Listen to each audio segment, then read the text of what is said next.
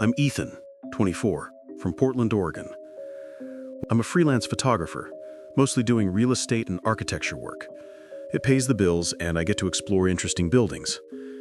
Last year, a local urban exploration blog reached out asking if I'd photograph the abandoned Fairmont Hotel downtown for an article they were writing. The Fairmont had been a luxury hotel in the 1920s, closed in 1985 after a series of incidents. The building had been empty ever since, just sitting there, boarded up, slowly deteriorating. The city kept talking about demolishing it, but it never happened. I'd passed it hundreds of times growing up, never thought much about it. The blog offered decent money, and I figured it'd be a cool portfolio piece. They'd gotten permission from the city for the shoot, technically legal, all above board. The building was structurally sound enough for a quick visit. I arrived around 4 p.m. on a Tuesday. Wanted to get there before sunset, get my shots and leave. The caretaker met me at the entrance, this old guy named Frank, who'd worked maintenance there before it closed. "You doing this alone?" he asked, unlocking the padlock on the front door. "Yeah, just me. Shouldn't take more than an hour." Frank looked uneasy. "I'd make it quick if I were you. Don't go above the 3rd floor. Structural issues." He handed me the key. "Lock up when you're done." And he hesitated. "If you hear anything, just go. Don't try to see who it is." I laughed it off. "Heard this place has ghost stories, huh?" He didn't smile. "Just leave if you hear anything." The lobby was frozen in time. Dust covered everything. The grand chandelier still hung from the ceiling, crystals dulled by decades of neglect. Old furniture sat under sheets. Reception desk still had the guest book sitting out. I started shooting. The light coming through the boarded windows created these dramatic beams through the dust, perfect atmospheric shots. I worked my way through the 1st floor, ballroom, dining room, kitchen, everything abandoned mid-operation, like everyone just walked out one day. Plates still in the sink, linens still on some of the tables, now rotted and gray. The 2nd floor was guest rooms. Doors hung open, some off their hinges. I photographed a few, beds still made, personal items left behind. A hairbrush on a dresser, shoes by a bed, luggage in a closet. It felt intrusive somehow, like I was looking through someone's frozen life. I was on the 3rd floor, photographing a corner suite, when I noticed something odd. In every room I'd been in, there was dust everywhere, thick layers of it. But in this suite, there were footprints in the dust, fresh ones, leading from the door to the window. My footprints. But I hadn't walked to that window yet. I was still standing by the door.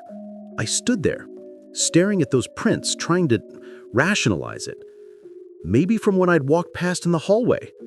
But no, these were clearly in this room, and I could see my own actual footprints behind me, leading from the door to where I stood. That's when I heard it. A door closing. Somewhere. Above me. 4th floor. Frank had specifically said don't go above 3rd floor. But more than that, there shouldn't be anyone else in the building. "Hello?" I called out. My voice echoed through the empty hotel. No response. I told myself it was probably just the building settling. Old buildings make noise. I'd heard that before on other shoots. But then I heard footsteps. Slow, deliberate footsteps on the floor above me. Walking, then stopping, then starting again. Someone was up there. I should have left. Frank had warned me, but I was annoyed more than scared at that point. Maybe it was squatters or another urban explorer who'd broken in. I decided to check quickly, tell them to leave, then finish my work. The stairway to the 4th floor was darker. Most of the windows up here were completely boarded, not just partially. I used my flashlight and phone light. The 4th floor hallway stretched in both directions. Doors on either side, most closed. The wallpaper was peeling, hanging in strips. Water damage on the ceiling. "Hey, someone's doing a legal photo shoot down here. You need to leave." Nothing. But I could feel it. That sensation of being watched. You know the feeling. When every instinct says you're not alone. I walked down the hallway, checking rooms. Empty. Empty. Empty. Just more abandoned guest rooms. Then I reached room 412. The door was slightly open, and from inside, I heard humming, a woman's voice, humming a melody I didn't recognize. old-fashioned sounding. Hello? I pushed the door open wider. The room looked different from the others. It was cleaner.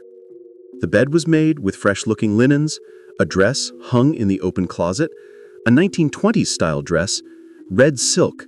The mirror above the dresser was clean, no dust. But that was impossible. This building had been sealed for almost 40 years. The humming stopped. "Is someone there?" I said, stepping inside. That's when I saw her in the mirror. Standing behind me, a woman in her 30s, wearing the red dress from the closet, dark hair pinned up. She was looking right at me in the reflection. I spun around. Nobody there. Looked back at the mirror. She was still there in the reflection, standing exactly where I just looked. She smiled at me. Not a friendly smile, something else. I backed out of the room, heart pounding. The door slammed shut by itself. I ran down the hallway, toward the stairs. Behind me, I heard more doors opening, one after another. Slam, slam, slam.